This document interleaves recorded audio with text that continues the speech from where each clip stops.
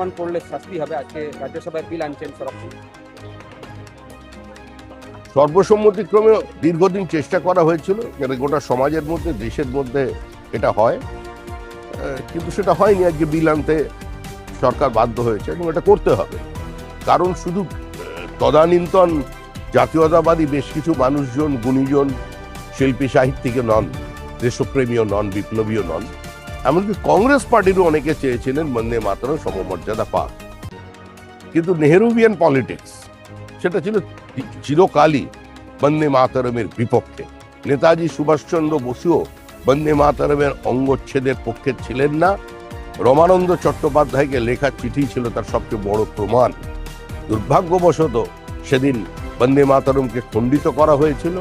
বন্দে মাতরম যদি খণ্ডিত না হতো, ভারতবর্ষ ভাগ হতো না। সুতরাং আজকে মানুষ আনন্দ পাবে। সবাই এটা জানে এই মুহূর্তে ভারতবর্ষের মাটিতে বাবরের শাসন নেই।